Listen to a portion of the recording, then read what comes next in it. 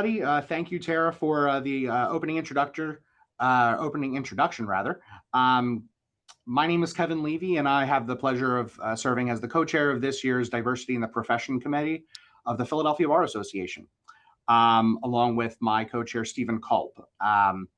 I also have the privilege of serving as the president of the Philadelphia LGBTQ Bar Association, which is one of the members of the DIPC. Tonight, we are gathered tonight at 4 o'clock, we're gathered to hear from candidates for officer and board of governor positions for the Philadelphia Bar Association, to hear about their commitment to diversity in the profession, hear about what individuals will commit to in order to advance the causes of diversity in the legal profession and to partner with other organizations, affinity bar associations, and other advocacy groups within the law. We have a very packed agenda tonight, so we want to make sure that we're pretty consistently on time. We are going to be hearing from candidates in a certain order. We have a number of folks who are running uncontested for officer positions of the Bar Association. We'll invite them in a moment to join us, to introduce themselves, talk briefly about their platforms, and we'll move then next to Board of Governors positions to hear why you should support them in their initiatives to be elected to the Board of Governors. After their opening round of introductions, we'll move into a 15-minute period of questions and answers to learn a little bit more about their platforms and candidacies. After the Board of Governors, we'll move briefly to hear from our treasurer candidates for a bit of the same, and then we will move and finish up tonight's session with candidates for vice chancellor.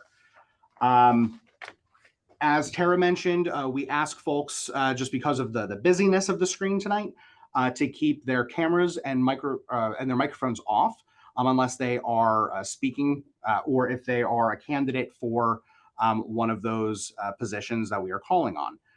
Please, if you have any questions for any of the candidates, put it in the chat. We'll do our absolute best, but we make no promises to turn to that. I believe that's just about it. And so in the interest of keeping momentum and making sure that we can hear from all candidates tonight, I will welcome to the virtual stage candidate for Secretary of the Philadelphia Bar Association, Deborah Winokur, and candidate for Assistant Secretary of the Philadelphia Bar Association, Melanie Foreman, to the stage. Thank you both so much for joining us tonight. Each candidate will have 60 seconds, 1 minute, to introduce themselves and ask you for your vote. We'll get started tonight with Deborah.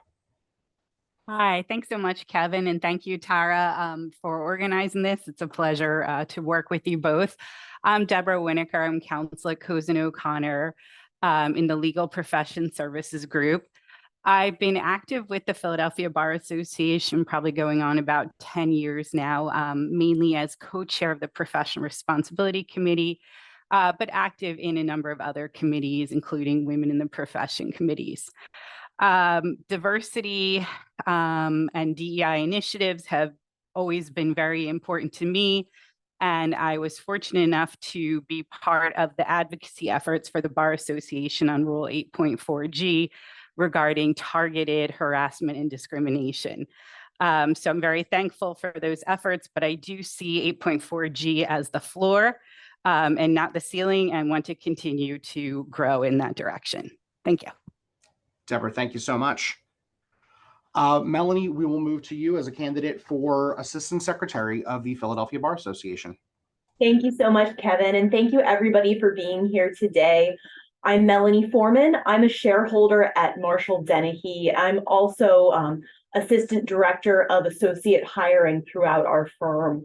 I've been very involved with the Philadelphia Bar Association dating back to my days as a law clerk. I served on the executive committee of the Young Lawyers Division. I am currently a member of the Board of Governors, although I am in my last term, and that is why I would like to be an officer. I was co-chair of the Bar Association's bench bar this past year with Nikki Johnson Alfano, and diversity was a key issue that we wanted to promote, not just within our CLEs, within the CLE topics, but within our panels. And so we really were trying to keep that a focus and in the back of our minds when we planned every aspect of bench bar. And I think that's something that we should do throughout every aspect of the Bar Association. Thank you all. Melanie, we thank you so much. Melanie and Deborah Winokur, as we mentioned, are both running unopposed for their positions.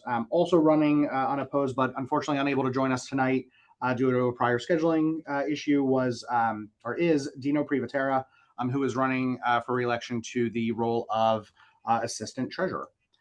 So we thank you both again, and we will move now to hear from our candidates for Board of Governors positions. So we have a good amount of candidates running for those. I'll ask everybody to begin unmuting themselves and undoing or turning their cameras on. So we'll begin now with just a round of introductions from each of our candidates. Candidates will have a minute and a half, so 90 seconds, to introduce themselves, briefly present their platforms, and then we will hear from each person in our question and answer session. In no particular order, we will begin our introductions with Melissa Ruth. Thanks, Kevin. Hi, everyone. My name is Melissa Ruth. I am an associate at Duane Morris in the trial practice group there, mainly working in the area of products liability. I have been involved with the Philadelphia Bar Association since I came back to Philly after my clerkship in 2017. Immediately got involved mainly with the Young Lawyers Division, where I've been an executive committee member for 6 years now, in some form or other on the cabinet for 3 years now. Most recently and currently, I am the chair of the Young Lawyers Division. And last year I was chair-elect, and this year as chair, I've had the privilege to already get to sit on the Board of Governors and also on the cabinet for the Board of Governors. So I am lucky to have gotten the opportunity to meet a lot of people through that and to learn how everything works, the plans and goals for the Board of Governors. And I'm hopeful that as a candidate and elected next year, I'll be able to continue the work that we've been doing.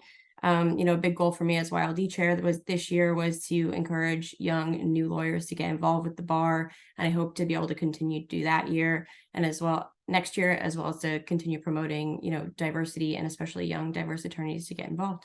So thanks.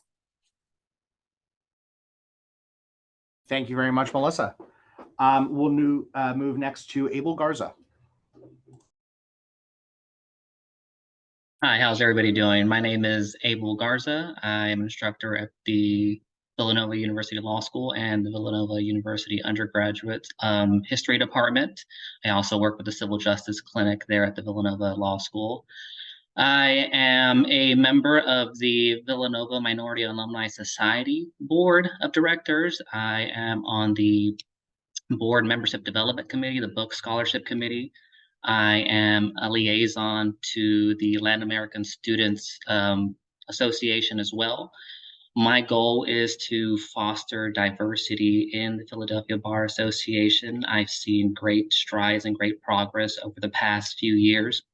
And I just want to contribute to the positive messaging that the Philadelphia Bar has done. I hope to encourage young lawyers, especially young diverse lawyers, to join, and not only join the Bar Association, but participate. And I think that my position as an instructor gives me an advantage to try to reach out to students, especially diverse students who might feel a little lost entering into a legal community that they feel maybe doesn't see them appropriately. And so my goal is just to help promote diversity, equity, and inclusion, and help foster this acceptance in diverse students and young attorneys as we progress.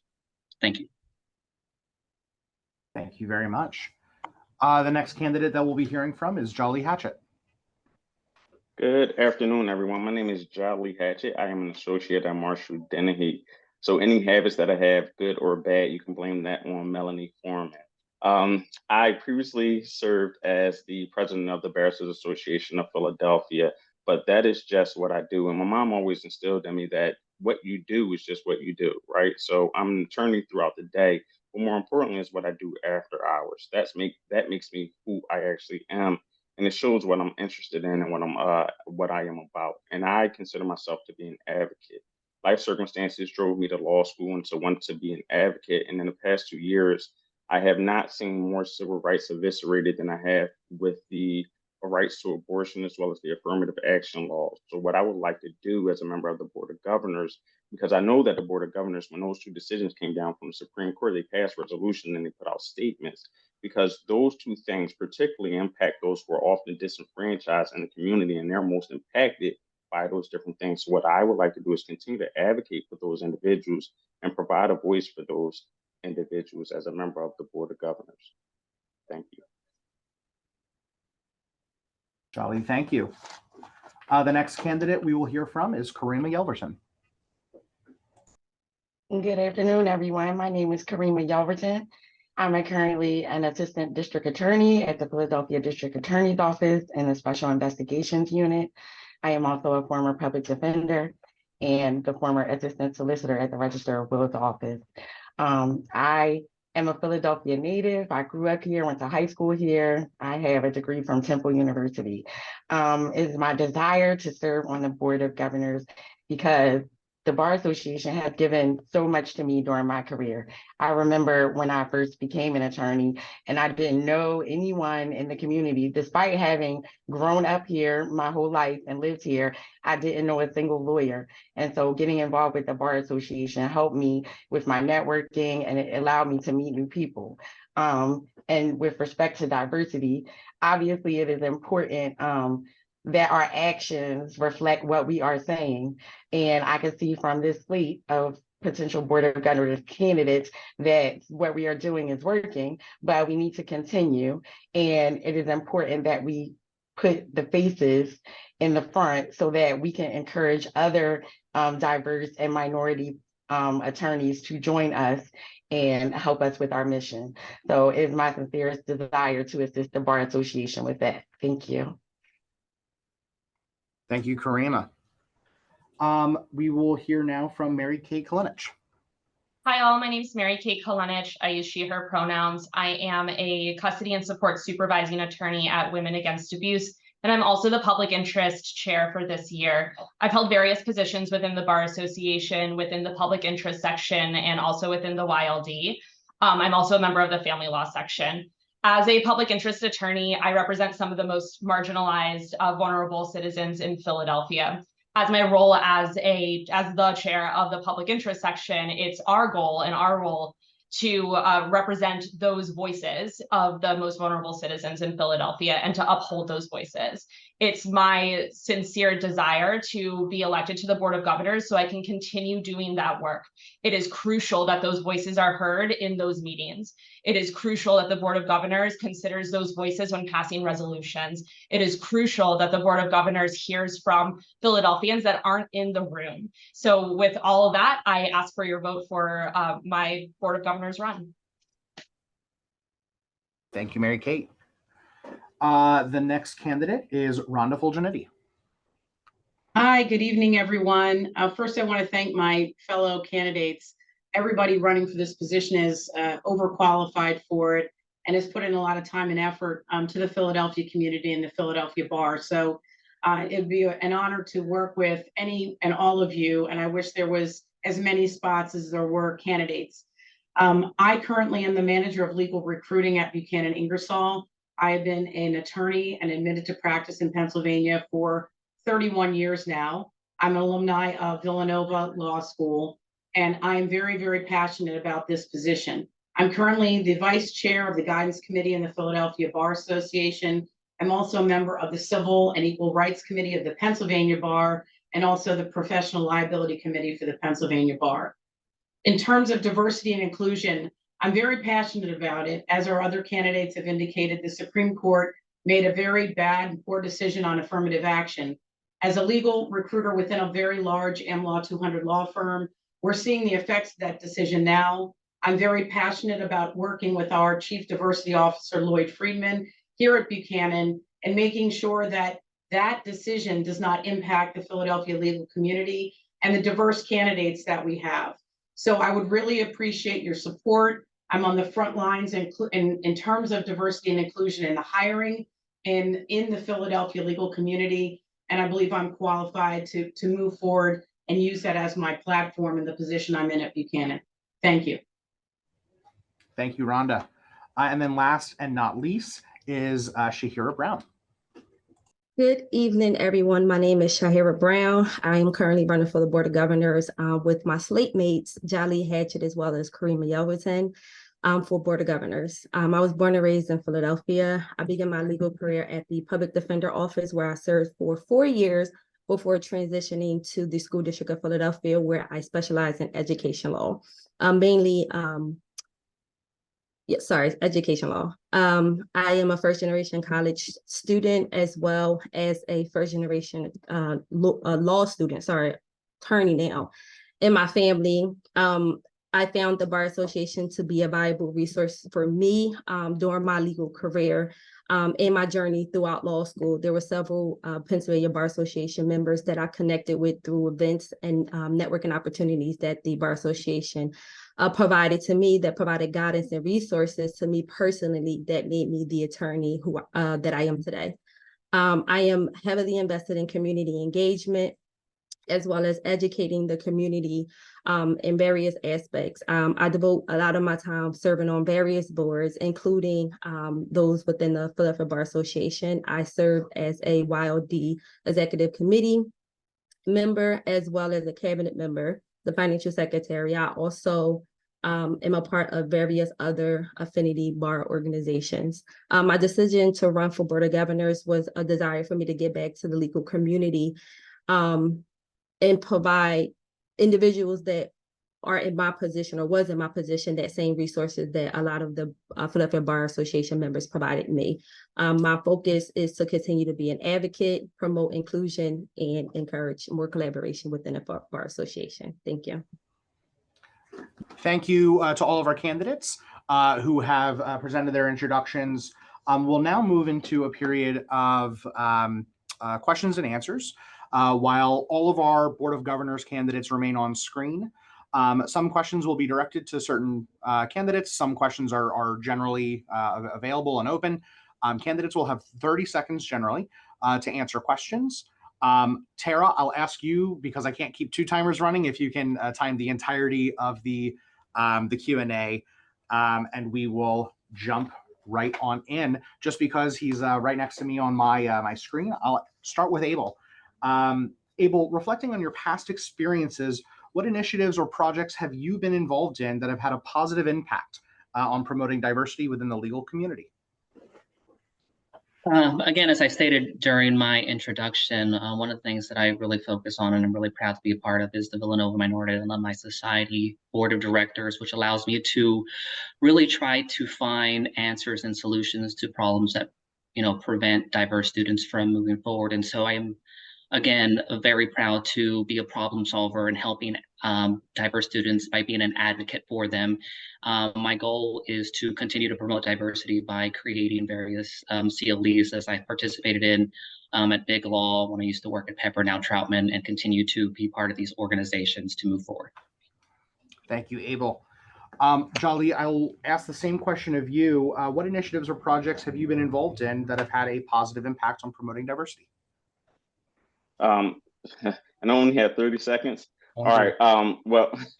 Well, I'll say for in my prior role at SEPTA, before I was at Marshall Dennehy, I was on the executive committee of the DEI organization, which was representative of 10,000 employees. And what we stood for and what we did was enabling them to have a voice at the table, right?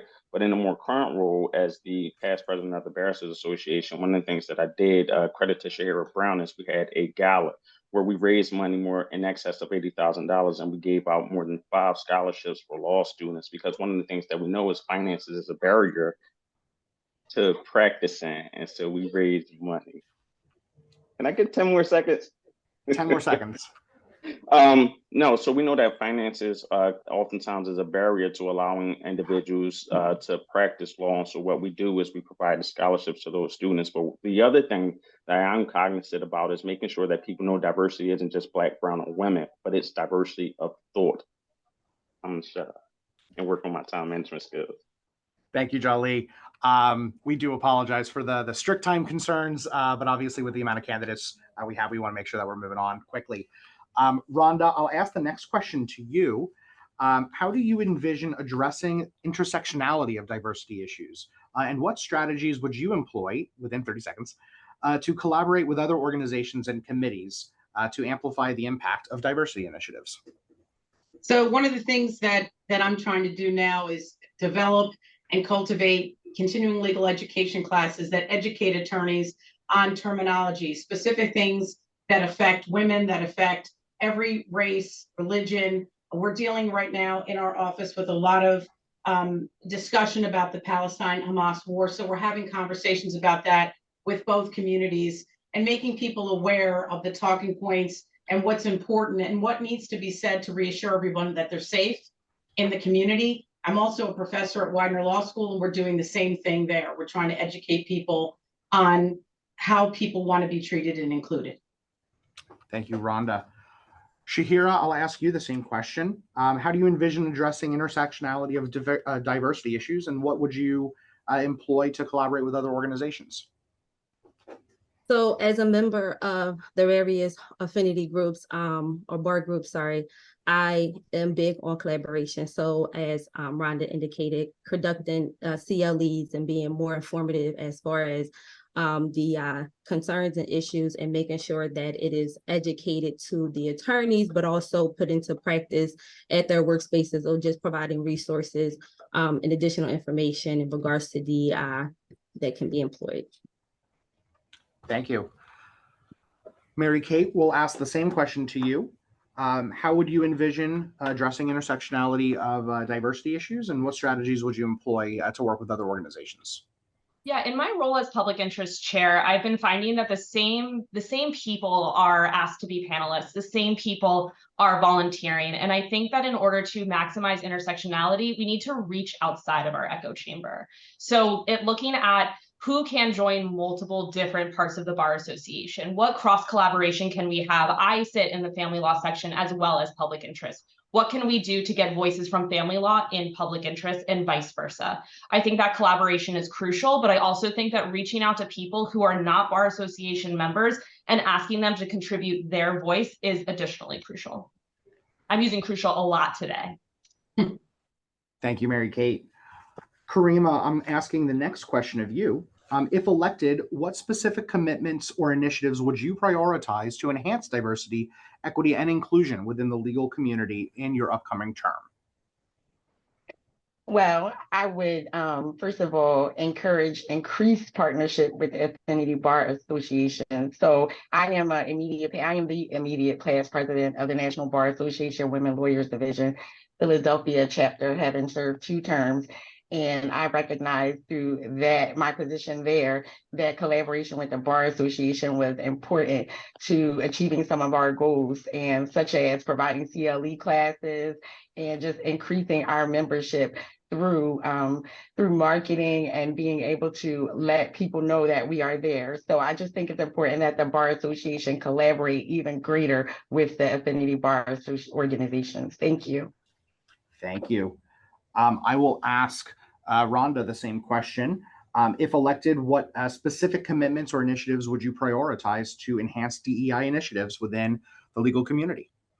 I would have 2 initiatives. The first would be to continue to do the work that the Young Lawyers Division has done with the Philadelphia Bar Association Lawyers in the Classroom Project, cultivating young talent from a very early age and encouraging them and helping them to get scholarships and a path through to law school. And the second is I work very closely with the Lavender Law Association, who helps minority candidates network throughout the country and get jobs, and not only in Philadelphia, but around the country. We have a lot of Philadelphia candidates who aren't getting employed here, who are very qualified attorneys. And by working also with the American Bar Association and other national organizations, we'll be able to get people employed, attorneys employed.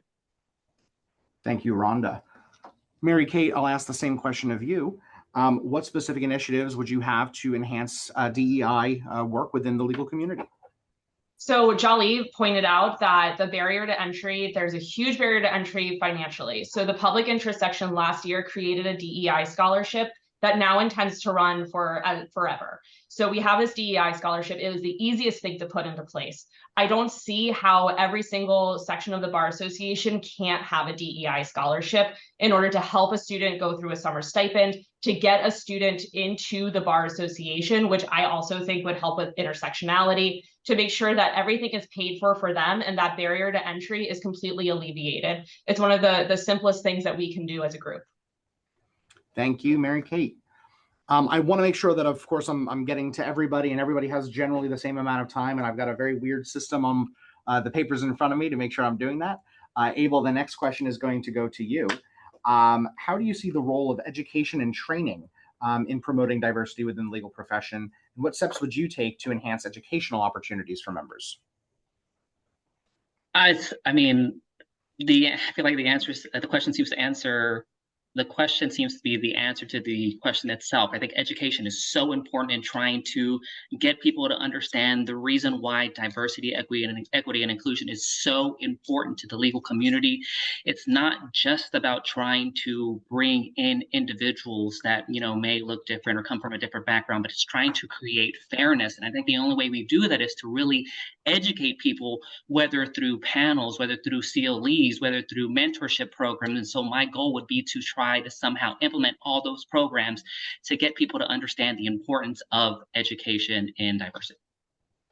Thank you. I'm being reminded that I've not asked Melissa a question just yet. So Melissa, I'll ask you the same question and then you'll get a twofer. How do you see the role of education and training in promoting diversity within the legal profession? Yes, thank you. I was afraid you were going to forget about me, but thank you so much. Yeah, I think it's extremely important. I think the CLEs that the Bar Association puts on are really important to make sure we're gearing those towards different communities. And I mean, not that Tara would let us have it any other way, but making sure we have diverse panelists and people educating our community.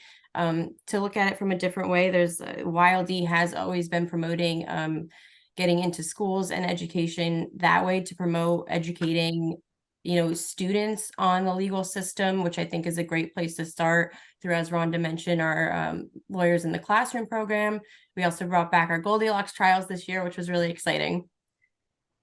Thank you, Melissa. Melissa, I'll stick with you for just a moment. And I am going to ask you, how would you encourage and facilitate increased engagement between the legal profession and local advocacy organizations to further the cause of diversity and inclusion? I think this is a really important thing to promote. I think ways that we can do that are by continuing to promote resolutions that would support these groups that we can work with them on.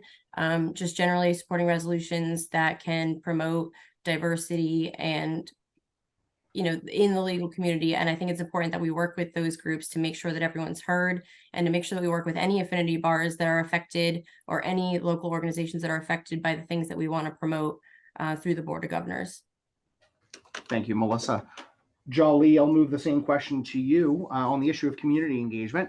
How would you encourage and facilitate increased engagement between the legal profession and local advocacy organizations? Similar to what Melissa said, I think a large part of the disconnect between community organizations and the community at large is because they don't know what they don't know, right? How can community organizations take advantage of the Bar Association when they don't even know that the Bar Association exists? First time I talked about the Bar Association with individuals that were not lawyers, they talked about which bar, right? Is it the one that's 16th and Locust? And I'm like, no. It's the Bar Association for lawyers. And so I think the first part is to be able to spread the word with them and to continue to put on more programming, to partner with them with things about tangible title and things that are important and relevant to the members of the community. Thank you, Jolly.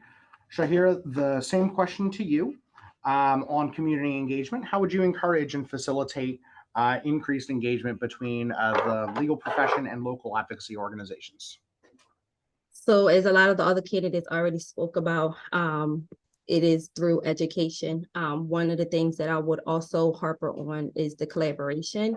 I think just because these community organizations aren't legally focused like the Bar Association is, having panel discussions, CLEs, and open forums so where people can be educated on particular topics that comes from a community aspect as well as a legal aspect, and just continuing with fostering that education and communication, so to speak, through collaboration. Oh, yeah, time. Thank you very much, Shahira. We are going to move. The next question goes to Karima Yelverton on a commitment to inclusivity.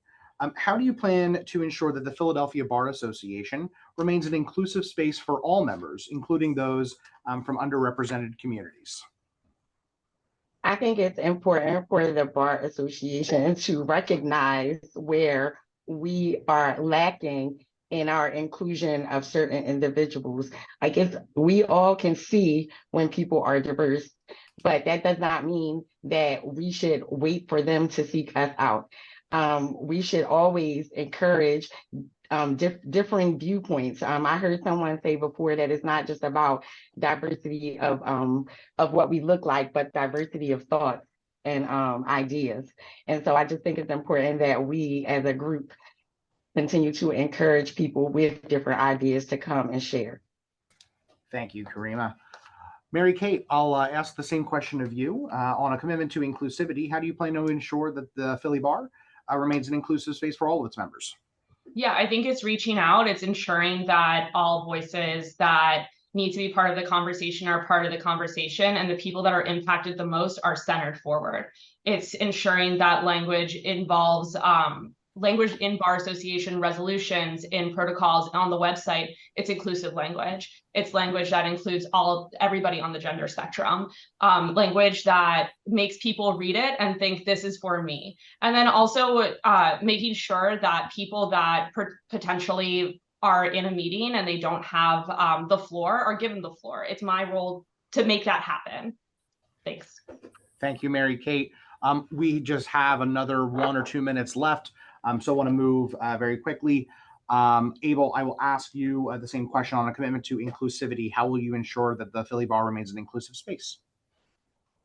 I think it's first you start by being very welcoming to, all from people's from all walks of life. And then I think we reach out to other organizations and hear from them directly, whether that's the Hispanic Bar Association, the Barristers Organization, or the Asian American Association, and hear directly from them, because they're the ones who have a greater ear to the voices of their constituents and find out what it is that we need to do to create a more safe and welcoming space for minorities of all sectors of life. Thank you, Abel. Jolly, I'll ask a question of you. How do you measure success in evaluating DEI programs? That is well, in 30 seconds, I think that you measure success by engagement, but it has to be a sustained, you have to have metrics, right? And I believe in SMART goals, right? Strategic, measurable, articulable, right? You have to be able to have SMART goals and know what your goal is, right? I think you have to take a look at how do we engage and how many individuals do we engage that are DEI at this point, right? And then we have to set in place certain things and then be able to look a year from now, 2 years from now, 5 years from now, because it's not just a 2, 3, 4, 5 day or 2, 3, 4, 5 month thing, but it's about having something in place that's sustainable. And I think if you look at SMART goals, you'll have something that can measure DEI. Thank you, Jolly. And for our final word, we will hear from Shahira Brown, and I'll ask the same question. What metrics or indicators do you believe you can use to measure the success of DEI initiatives? Sorry. I'm not even going to act like I heard the entirety of the question. I'm sorry. Not a problem at all. How do you measure success in DEI programs and initiatives? That sounds like an easier question. I believe engagement is one way. I know for me, being on the hiring committee at the Public Defender Office and even the legal intern committee for the School District of Philadelphia, I measure success by the type of people that we allow, well, don't even allow, but give the opportunity to interview, to be able to be seated at the table, to feel like they're given the opportunity to speak and apply for the position. Sorry. Thank you all so very much, both for participating, sharing your thoughts, and abiding as best as you could by the 30-second, remarkably slow and incredibly fast timeline to answer our questions. You can read more about all of the candidates for Board of Governors in the latest edition of the Philadelphia Bar Reporter that may have arrived on your desk earlier this week. Again, I thank everybody for participating and answering our questions. And I'll ask now all of our candidates to turn their cameras off as we welcome the candidates for treasurer of the Philadelphia Bar Association, Denise Mandy and Erin Lamb.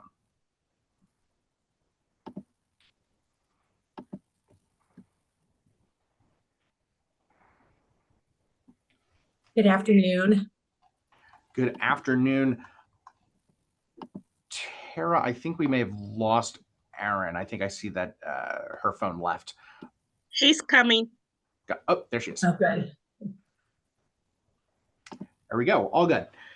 Sorry, but of course, perfect timing. Go ahead. Well, thank you both so very much.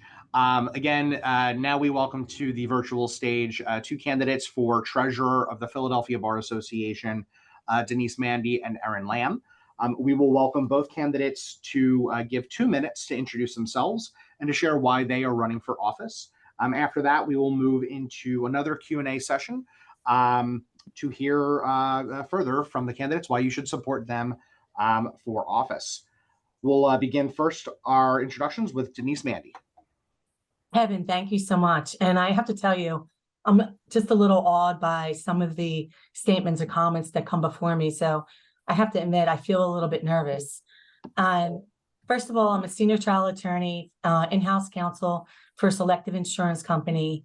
Much like a lot of people that are on this call, I'm born and raised in South Philadelphia by a single mother who came to this country when she was only 19 years old. A Penn graduate.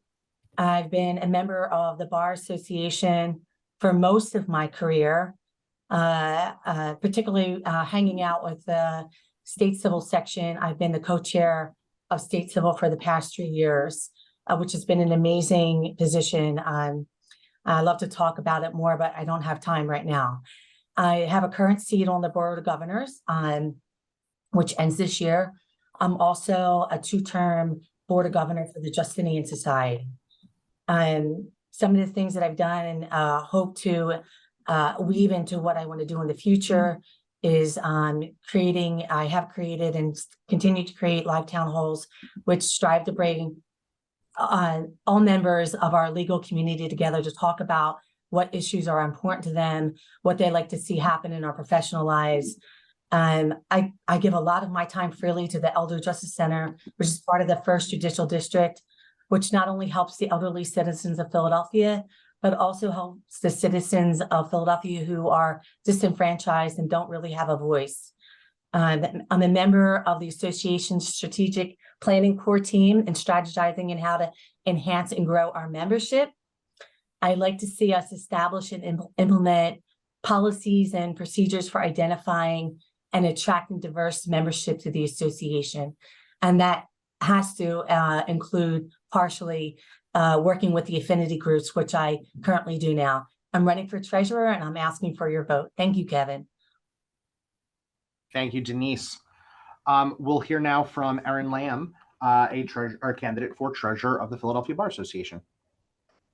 Hi, everyone. I'm Erin Lamb. I'm a civil defense attorney here in the city, and I only have connectivity issues at the best times.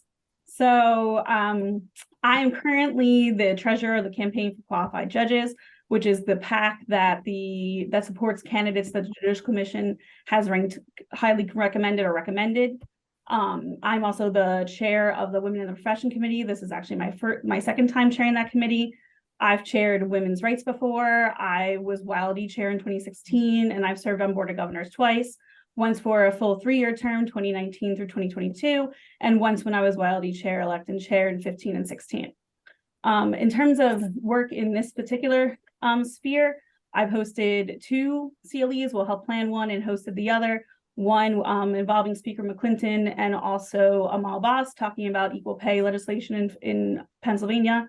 And one that I helped plan with the Legislative Liaison Committee that talked about what we can expect going forward in terms of legislation in Pennsylvania, which until very recently, in fact, like 6 months ago, well, last year, we thought was going to be pretty universally negative in terms of any DEI space. So I also was the first ever DEI chair of the Temple American Inner Court. I probably was not the person who should have been chair first, but I was the first one that opened my mouth about the issues I saw. And so that's how I ended up as the first DEI chair.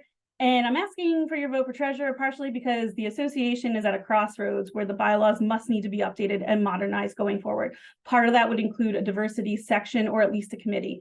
And that's something that as treasurer, I've worked on the bylaws before in my previous positions, and that I would ensure happens or have an explanation for why it's not happening strategically or because of structural issues within the next year. So that's one of the several initiatives that I have planned about the bar's long-term future, because it is an important source of this type of work and exposes a lot of people to this type of work for the first time.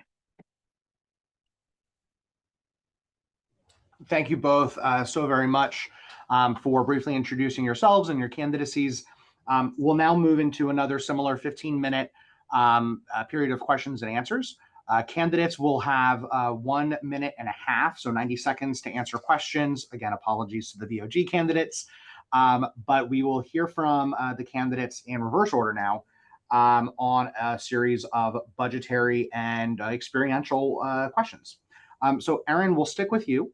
And I first want to ask, what specific budgetary priorities would you advocate to support initiatives related to DEI in the profession?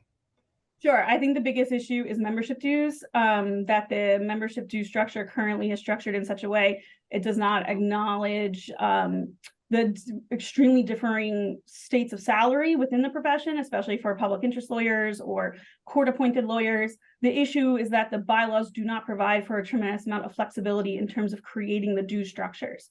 So before we even got there, before we even started to try to do differing levels of dues for specific differing practitioners past just age or government lawyer, the bylaws are something that would need to be fixed.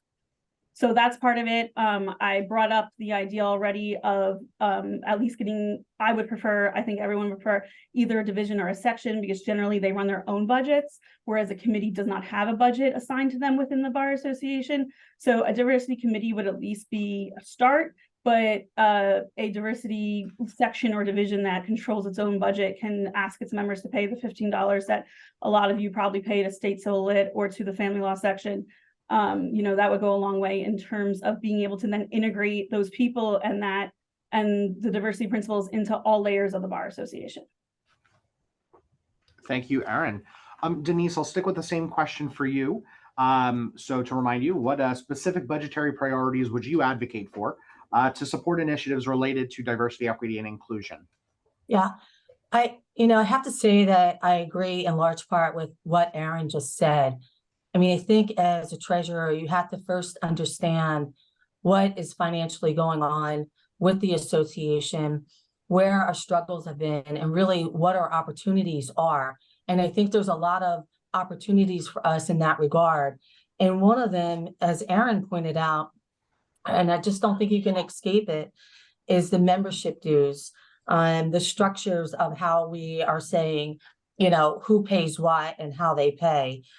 Because I think our membership has changed so much, especially I want to say in the past 10 years, it's been amazing and almost head spinning as you see the types of diversity that are opening up and coming out into our association. And I hate to see that a membership due become an obstacle to somebody being part of the association.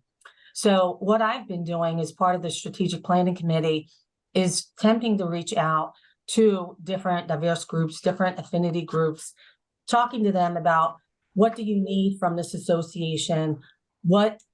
Thank you. What do you need from the association? And then hopefully, collaborating and seeing how we can achieve that so we can grow, the membership in numbers and also in diversity. Thank you, Janice.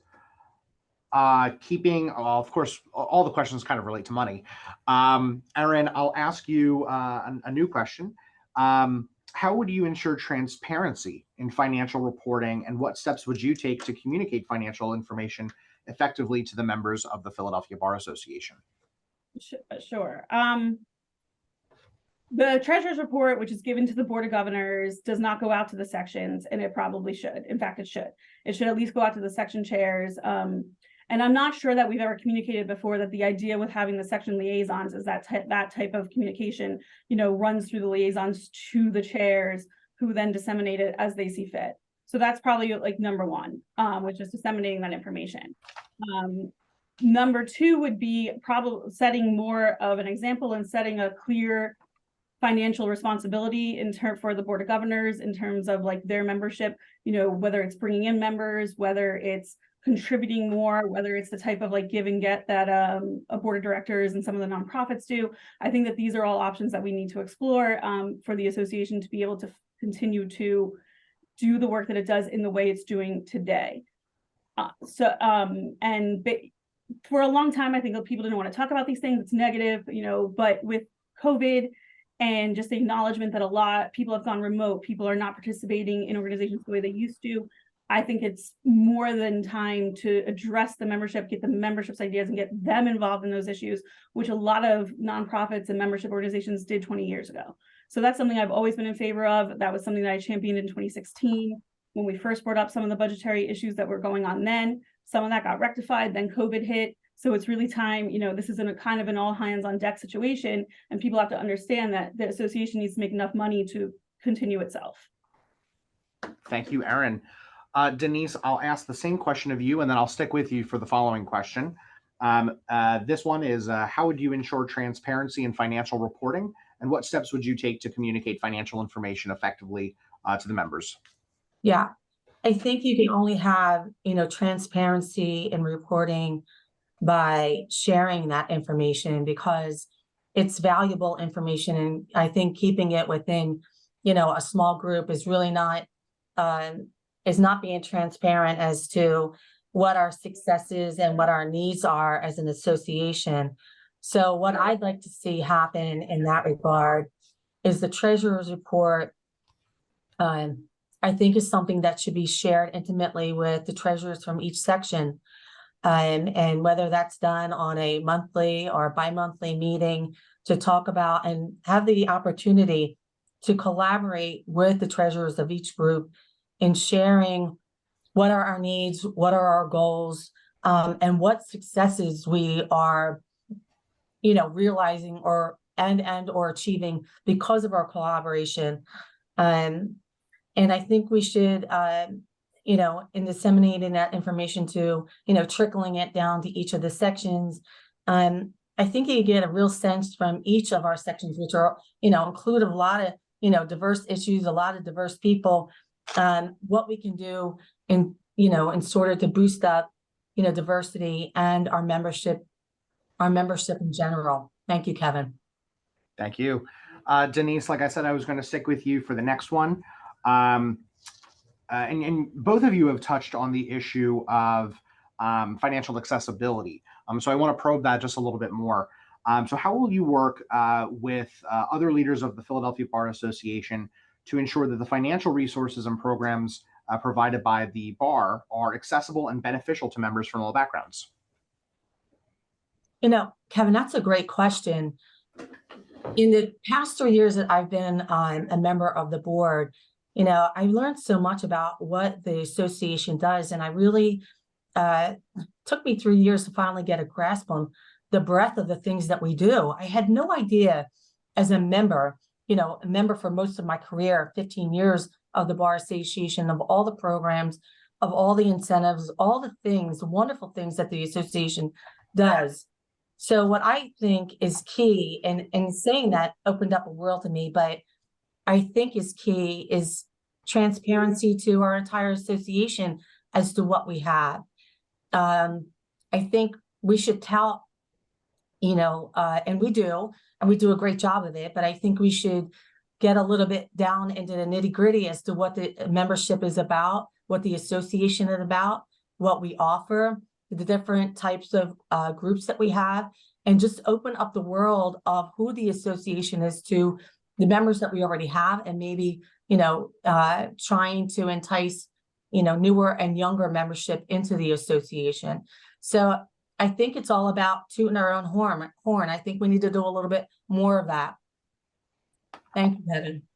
Thank you, Denise. Erin, I'll ask the same question of you, which is how will you work No, I think I'm reading it from the wrong place. Hold up. My apologies.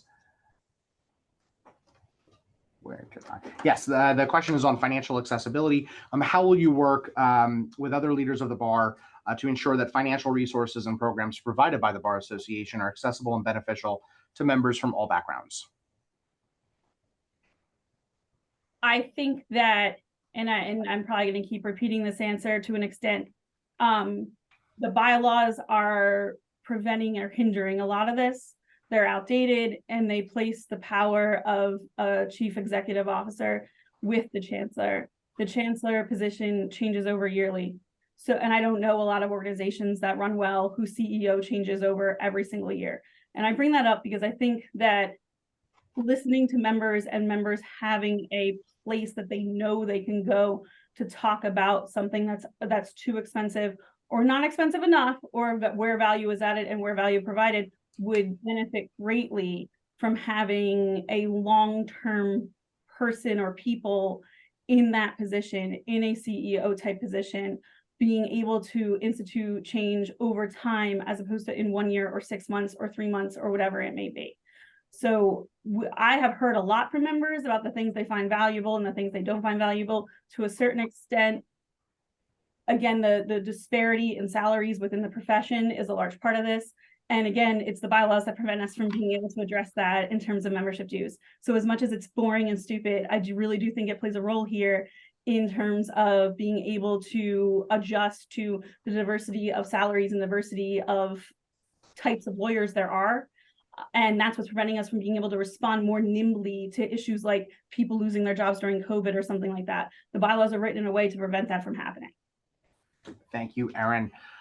Denise, I'll ask the same question of you, and then each candidate will have time to answer one final question, and then wrap up with a closing remark.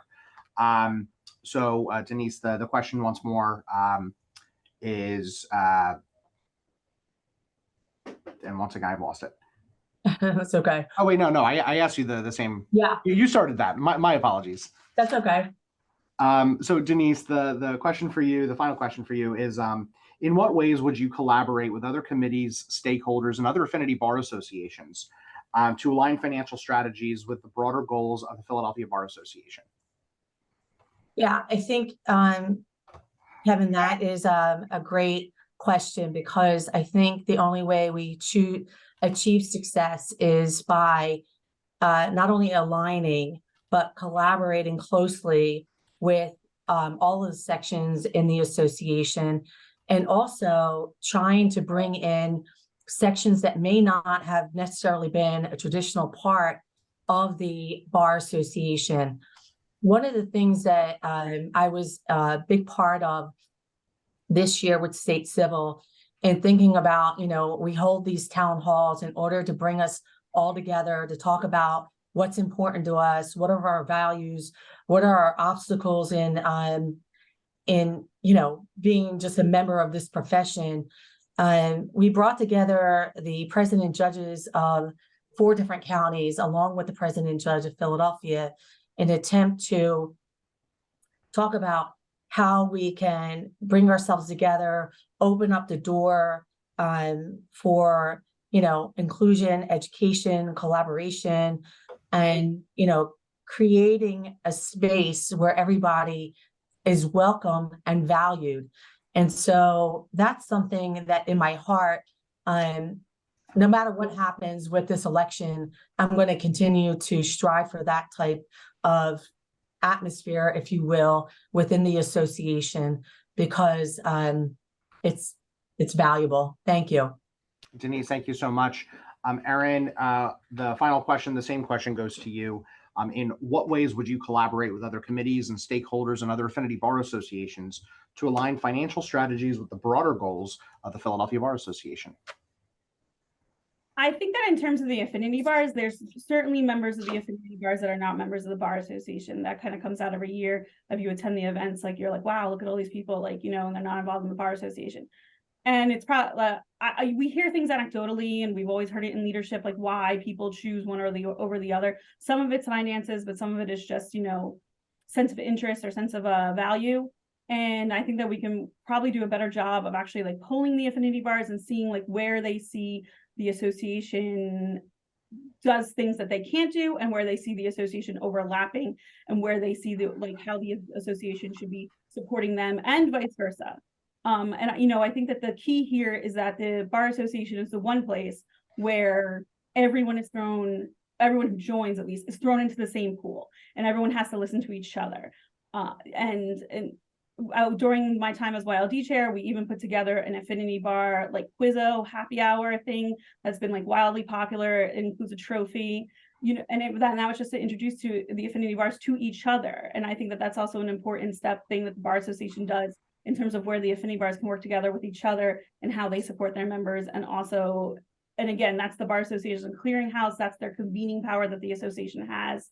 And I think that's something that is beneficial for everyone in the city and also in the Bar Association, like moving forward.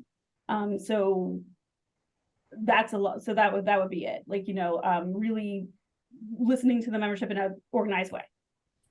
Thank you, Erin. Denise and Erin will ask you both for final closing remarks, final pitch as to why the voters should vote for you. You have 60 seconds. We will begin with Denise.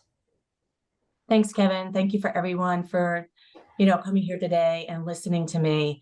I like to think that one of my successes in state civil for the past 3 years is that I tend to be a problem solver. And in being a problem solver, I'm a big picture thinker. I've been overly willing, I think, to become closely involved and invested with the association, its current members and its future members.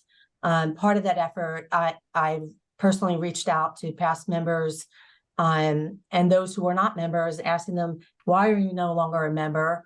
And what would it take for you to come back or be a member of our organization? I think I touched on this in a little bit in the beginning. You know, diversity has evolved and continues to evolve. And the kindest words that somebody ever said to me, and she's on this phone call, is diversity is what is seen and what is not seen. And that statement lives with me now, is going to live with me tomorrow and next year. And I thank her for that. Denise, thank you very much. And on our final word is going to be Erin Lamb for 60 seconds. Why should voters vote for you? Well, if there's one thing you took away from today, I hope it's that the bylaws need to be changed. And I would hope that going forward, that whoever wins any of these positions, like really puts a bylaws committee together and uses the long-term strategic plan as a goal and a guide to make what I think the necessary changes are for the association to continue to survive.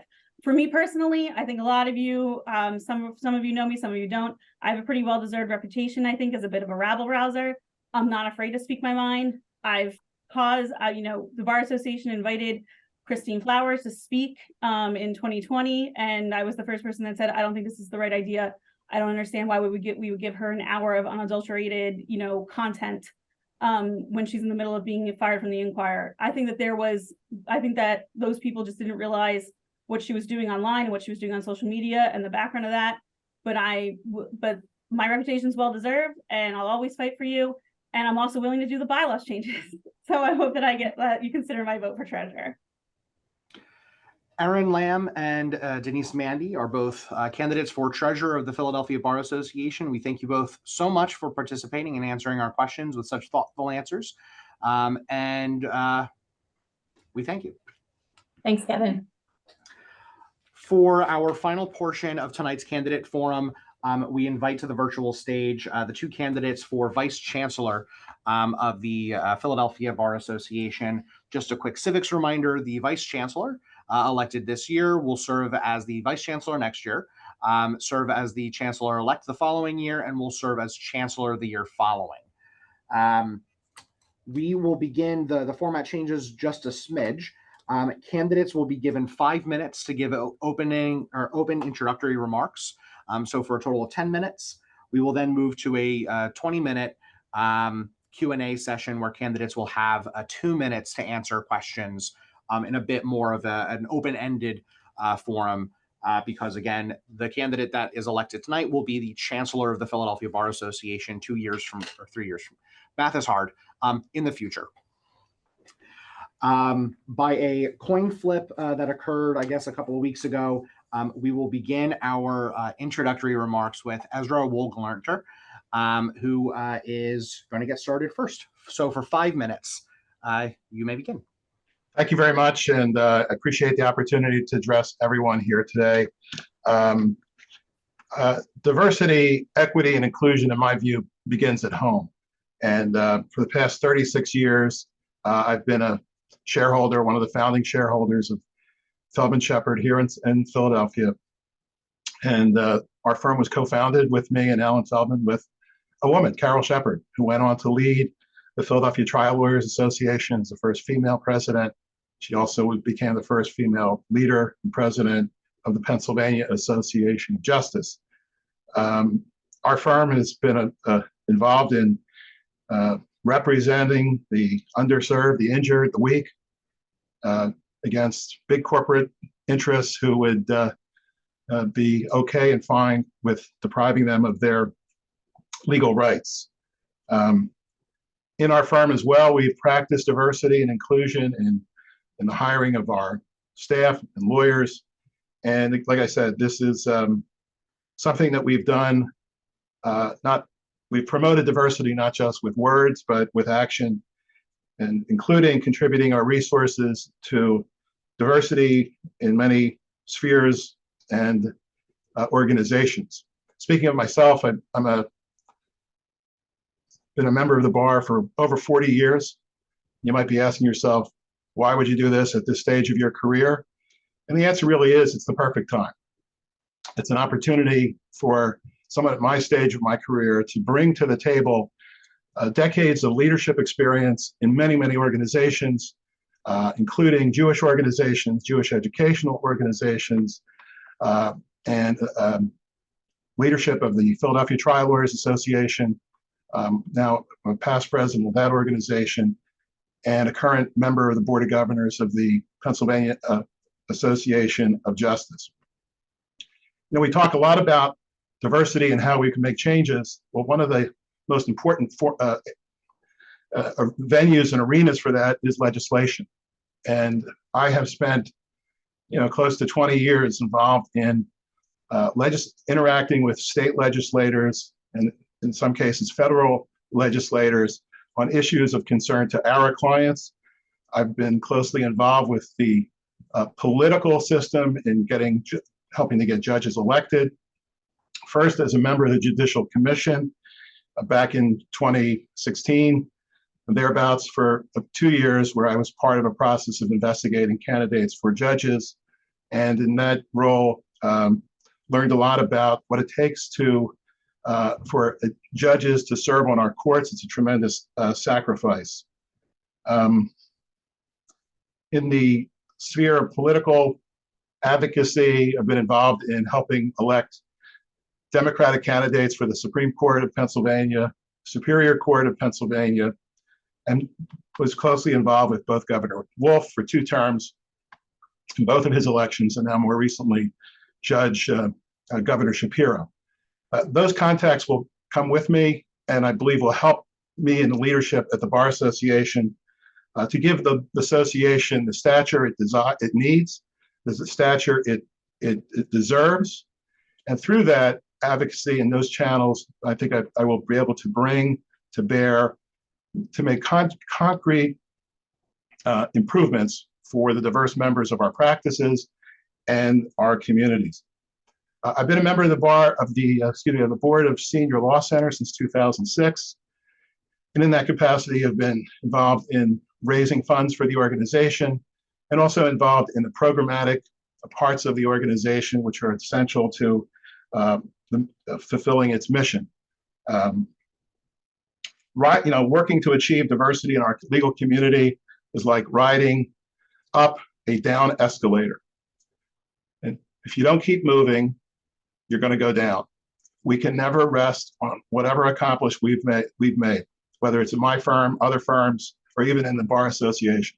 So I intend to commit to a full-time work on behalf of the Bar Association and its members, and most importantly, to enhance and increase diversity of our membership and the services that we provide to our diverse members to make membership something that they will want to be part of and to benefit from. And I believe, and we'll talk about this when we get to bylaws and things like that, there might need to be, in my view, a different tier of membership.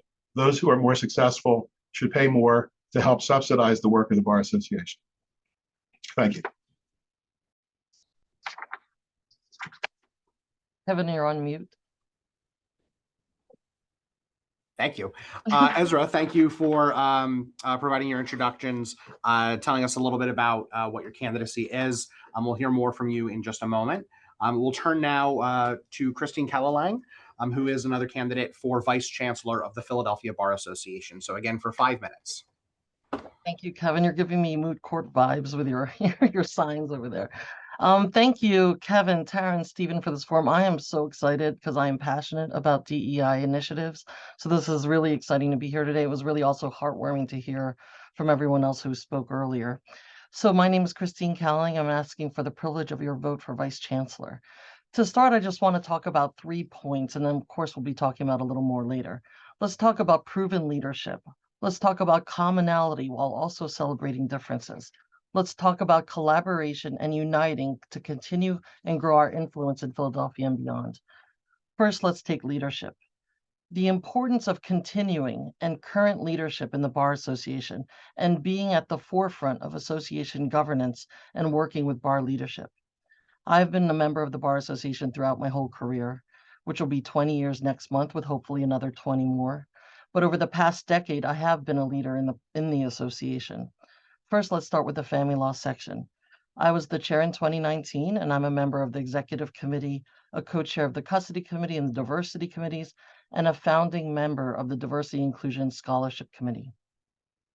As a chair in 2019, I created the outreach committee, which provided our section with a clear path to support charitable organizations and serve Philadelphia communities.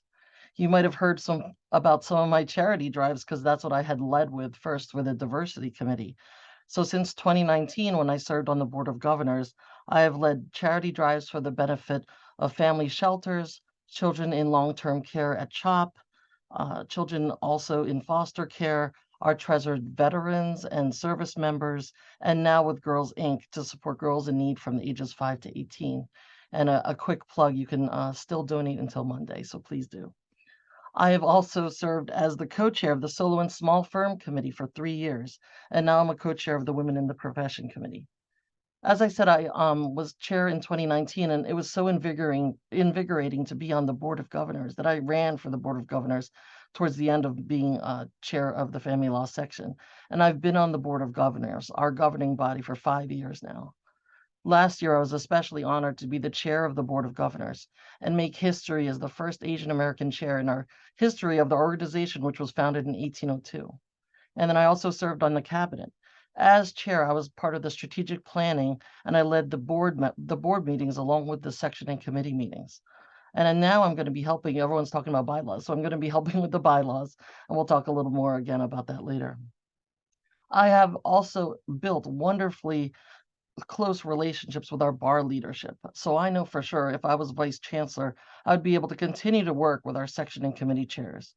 And I'll very easily and happily work with our current chancellor-elect and vice chancellor. Let's talk about commonality while also celebrating differences. As lawyers, we share many common values and goals.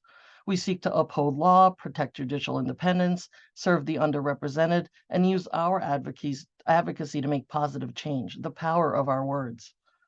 While having this commonality, we can also celebrate our differences. I had a CLE earlier that I was moderating, and we were talking about diversity.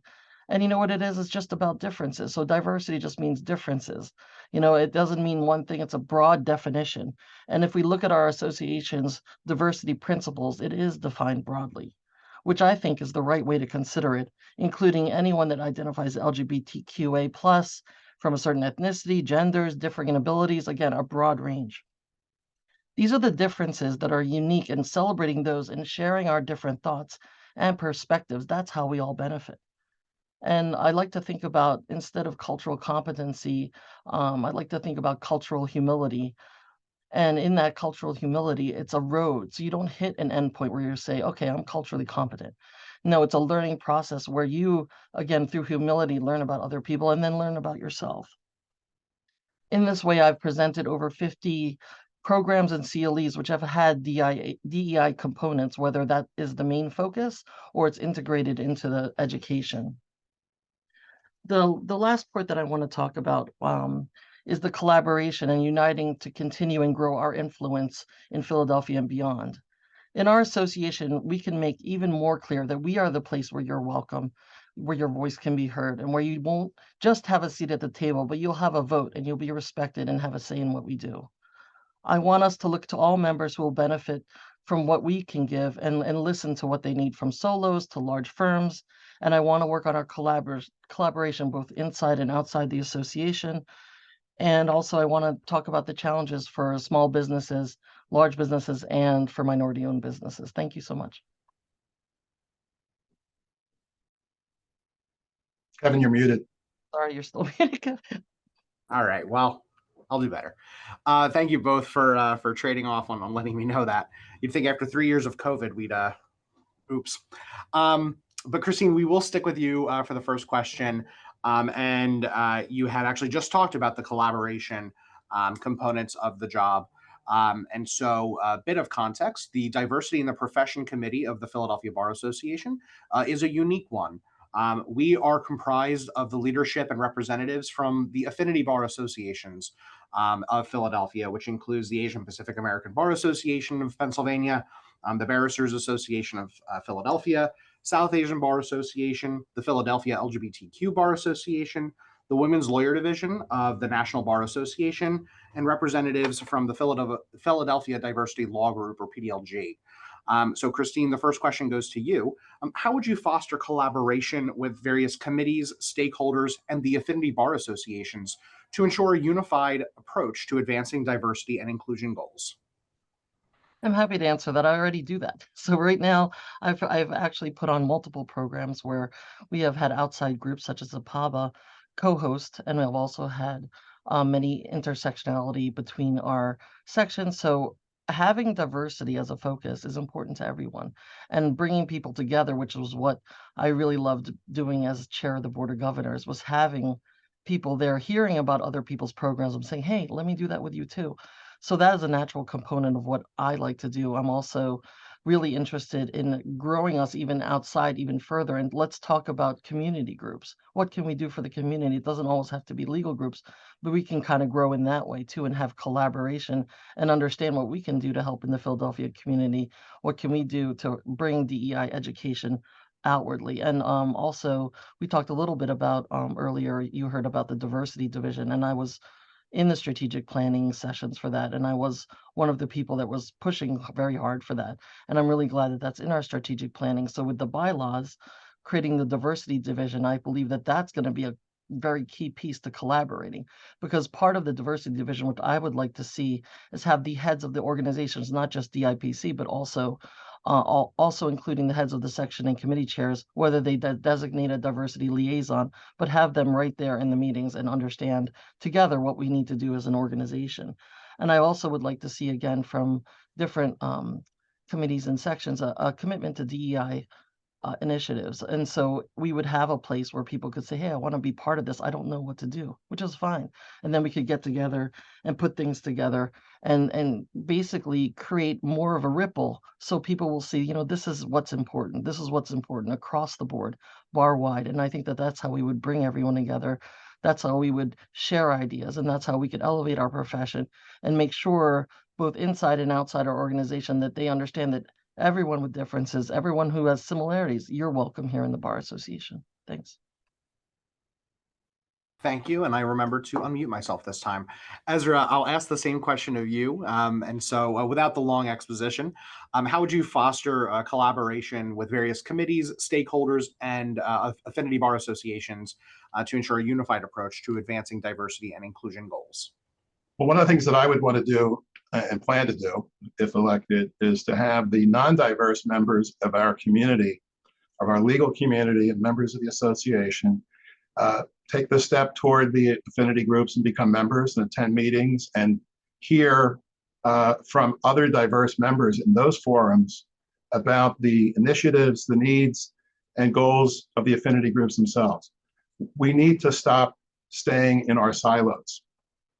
And I believe that having a state civil committee that is diverse, and I've been a member of that committee for a number of years, has helped to foster that kind of, I'll call it the cross-pollination of ideas, which is important. So I believe the focus has to be on the non-diverse members, as I mentioned. I also think we have a problem with membership, and we need to get our membership roles increased, not numerically and qualitatively and quantitatively. And that will occur by having new ideas about different pathways for membership. I would say that diverse members should have the opportunity to belong to the association at a scale or a rate of dues or membership that is commensurate with their earnings, so that everybody has access to the association. I think that the problem that we have can be that we can assist ourselves by also being better listeners. I've learned from people in the Barristers Association that, for example, there's a group of people who don't like having to go to Atlantic City for the bench bar. They want to bring it back to Philadelphia. That comes from reaching out to the other associations on that and many, many, many other issues. And that's what I plan to do. Thank you, Ezra. Ezra, I'll stick with you for our next question. We've heard from both candidates about how they plan on leading the organization and being executive leaders. But the next question is about the engagement with members. So what strategies would you employ to enhance engagement with the membership and specifically to ensure that diverse voices are heard and represented in your decision-making processes? The inclusion of diverse members in committees and other aspects of the Bar Association is the number one step toward that in that process. I believe we have to do a better job at trying to get us all back together in the same room. And I know that we're still making the adjustments from COVID, but I would hope that we can begin to see more events that are in person. Those are the events, those are the types of experiences that bond people one to the other. We can still do this on Zoom, but there are limitations. But I wouldn't forestall the Zoom opportunity or Zoom meetings with other members of the bar. But again, I would like to see us focus and get back to being together in person. And in that respect, we will have a better opportunity to mix and mingle, not only physically, but on ideas as well.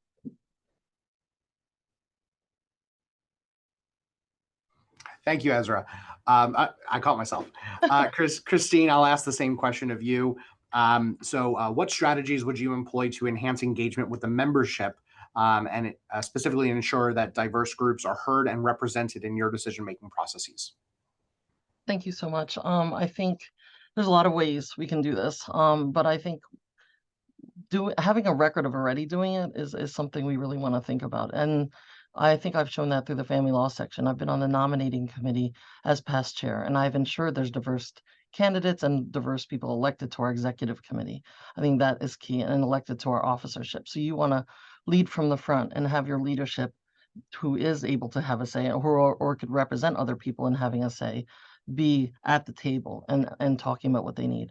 I think also as a chancellor, eventual chancellor, I would certainly make sure that we had, I'm gonna, for lack of a better word, think tanks. I'm gonna make sure that we have everyone at the table that we need on different issues. We do have obviously the very great DIPC committee. We will have the diversity division, so we will have all our resources and all of our leadership forward so we can have people weigh in. I'm planning on having task force if there are certain issues that need to be addressed.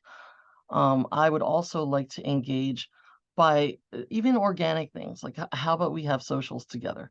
Maybe we have committees and sections who have never had meetings together, let's co-host a meeting together. Let's meet other people. Let's encourage our membership to see each other and to be engaged with each other. I think that would be great. And I think also through our diverse members and all of our other members, having a lot of our bar-wide challenges that I've been doing with the charities and also bar-wide events. These are the ways we can come together and meet each other and be at the table. And also, I think a very important piece, obviously, is listening. I think as a family lawyer and a mediator, I have a lot of patience and I listen. And I think that that's what we really do need from everyone, particularly, obviously, our diverse members and even membership that has lapsed. Why have you lapsed? Let me listen. Let me hear what we need to do for you. And for our hopeful potential diverse members, what will make the association a better place for you? Thank you. Thank you, Christine. Christine, we will stick with you for the following question. The Philadelphia Bar Association was a strong proponent and original sponsor of the Rule 8.4G to address anti-discrimination in the legal profession as an ethical concern of lawyers. As Vice Chancellor, how would you continue to address instances of bias, discrimination, or harassment within the legal profession and work towards creating a more inclusive environment through policy? Thank you so much. And this is a very good question, considering, we took a couple backpedal steps with the Harvard case. So talking about 8.4G was a really landmark win. I would have preferred that it wasn't turned over for standing and they had a little more meat to that decision. But the fact that we can have the disciplinary board take into consideration discrimination is really, really fantastic. So on that note, I want to make sure in our organization that we support number one, education, right? So we want to make sure that people understand what 8.4G means. We have, we heard from Deb earlier, we have wonderful people on our ethics committees. And I think by having them take the forefront, we need to educate. And so people can understand, what does that mean? I think also we have a wonderful ethics hotline with Bob Tintner, but I would like to give Bob some help. So if we were to address discrimination and bias, I think that we could have a task force or a group who could be our resource for that, not only to talk about what can be done, but also what I've learned even through doing some pro bono work with LCL, Lawyers Concerned for Lawyers, and some other pro bono groups. Sometimes people want to listen and they just want you to listen. They don't necessarily need you to do anything. So I would like to set up where we could decide and we could have a group of people who volunteer to be there as resources to address discrimination and any issues of bias. I also think that within our committees and sections, we could also have that be a mechanism for talking about this and working through what it means to, again, enforce 8.4G. And I have to say really quick that also it's really great that the ABA standard 303C was put in place, which actually, again, contra to the Harvard case, to be accredited by the ABA, the law schools have to provide education on racism, cross-cultural competency, and discrimination in their courses. So I would also like to have programming on that to give everyone a better understanding what that means. Thanks. Thank you, Christine. Ezra, the same question goes to you. As Vice Chancellor of the Philadelphia Bar Association and eventually, of course, as Chancellor, how would you address instances of bias, discrimination, or harassment within the legal profession and work towards creating a more professional or more inclusive environment through policy? One of the things that I feel very strongly about is the erosion for the respect of the law and the rule of the law in many spheres, including in the area of discrimination. So I agree with my opponent that CLE or education updates for our members on what is discrimination and what are the practices and habits that are illegal and in violation of the rules of conduct. We need to begin at that level of educating all of our members and leaders about the standards, the rules of the road. We also need to legislate, or I should say lobby for legislation that would support private causes of action for people who have been subject to those kinds of acts of discrimination. But on the level of membership and a benefit we can provide, I agree that there should be a hotline that people can refer to obtain advice that they need without any, anonymously for both the law firms and members of law firms who feel they've been the object of that kind of discrimination. But I guess at the end of the day, we need to be a voice to our legislation and legislators on the rights of recovery of all individuals throughout the workplace who may be subject to this kind of violation of their rights. And we need to be the advocate for the protection of these rights in the workplace. Thank you, Ezra. Keeping an eye on the time, we want to be respectful of everybody's time and be very gracious of everybody for joining us tonight. I will ask one final question for 60 seconds, and then we will go into one last question. So 60 seconds to answer this next question. Christine, we'll jump to you. How do you envision expanding the Philadelphia Bar Association's outreach to the wider non-legal community and to establish meaningful partnerships? Thanks, Kevin. I think I might have alluded to this a little bit earlier, but I would like us to look to community groups and reach out to them, and so we can connect with them. And also, I mean, some things I have done through APABA is do community education programs where they can come and hear about laws, get to know their rights. I would like to do that through the Philadelphia Bar. And of course, I can't not talk about charity drives and charity and philanthropic work. I would love to support that in the communities and have the communities join us in charities. And I think that would make wonderful partnerships. And again, including the get to know your rights forums, I would also like to have forums where we can hear from our community and hear what they would like us to do as the Philadelphia Bar Association to support them, and how we can be integrated into their meetings and into their programs so we can have a collaborative relationship. Thank you. Thank you, Christine. And then Ezra, 60 seconds to answer the same question. How do you envision expanding the Bar Association's outreach to the wider non-legal community and establish meaningful partnerships? One program that I instituted at the Senior Law Center is what we call the Week of Service. In fact, we're doing a week of service this week. And this is our opportunity for lawyers and members of our board of directors and to go into the field and go to family court like I'm going to do tomorrow and watch one of our clients being represented by a staff attorney. And we will do these kinds of events throughout this week for Senior Law Center, where we have members partner with other organizations and visit with them on a day of work where we get to see on the ground the challenges of these organizations, and we get to have a feedback with these groups to better inform us and them about what we can do for them and what they need us to do for them as well. Ezra, thank you very much. Instead, or rather in lieu of providing formal closing remarks, we'll ask a bit of a targeted closing remark question. And so I'll ask it generally to give you both a second to think about it. And then Christine will begin with you.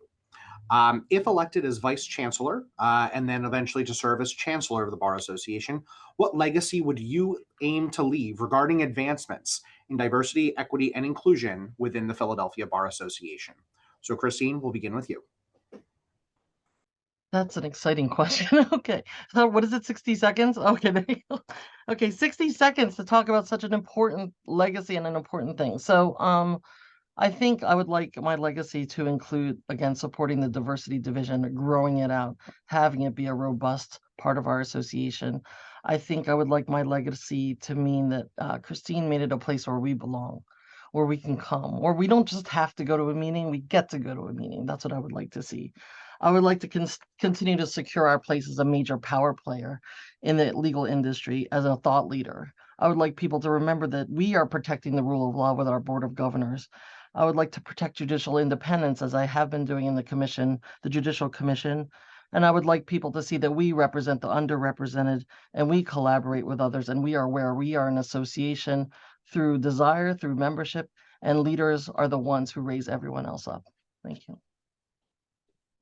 Christine Callalang is a candidate for Vice Chancellor of the Philadelphia Bar Association. Ezra, we will ask the same question of you, and you'll close us out for the night. So the question again is, if elected as Vice Chancellor, what legacy would you aim to leave regarding advancements in diversity, equity, and inclusion within the Philadelphia Bar Association. My view about this mission is informed a great deal by my faith and my practice. And in the Jewish prayer book, we have a prayer that is the categorical imperative of creating a better world, tikkun olam. It's not a prayer that we say once a year. It's a prayer that we say once a day, 3 times per day. And this, to me, is the imperative that guides my life. If there are people in this community who are not getting the benefit of the legal profession or services of the legal profession because of acts of discrimination, then the world is an imperfect place. And I know one thing: I will not be able to make the world a perfect place in 1 year, 2 years, 3 years, or a lifetime. But I hope that my legacy will be, he made this association a better association, a stronger one, more attuned to diverse needs and interests, and help make the world a more perfect place. Ezra Wonkelernter is also a candidate for Vice Chancellor of the Philadelphia Bar Association. I'd like to invite all of the candidates who have joined us for tonight to join us back on the virtual stage. Open your cameras if you're still with us. Thank everybody so very much for joining us and participating in this candidate forum. It is 5:32. We did a pretty good job keeping to schedule, and I appreciate everybody sticking with us until now. So on behalf of myself, Stephen Culp, the co-chair of DIPC, Tara Phoenix, seated right over there, well, over there on my screen, the Assistant Director of Diversity Initiative for the Philadelphia Bar Association. We thank everybody for joining us tonight. You can learn more about all of the candidates for Chancellor, for Vice Chancellor, Treasurer, Secretary, Assistant Secretary, and Assistant Treasurer, and Board of Governors in your latest edition of the Philadelphia Bar Reporter, as well as online. Tara, I'll turn it over to you if we have any concluding remarks.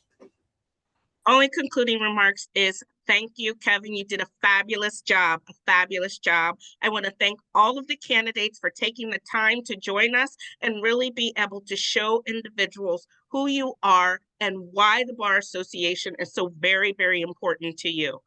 I also invite all of you to join us on November the 29th for our second candidate forum, and that will be hosted and moderated by Rudy Garcia. So I want to thank you all for your time and attention. I see Mark's on here. Thank you, Mark. Oh, Rudy. Thank you, Rudy. I'm glad everyone joined us, and I'm looking forward to the next one. Have an absolute fabulous night.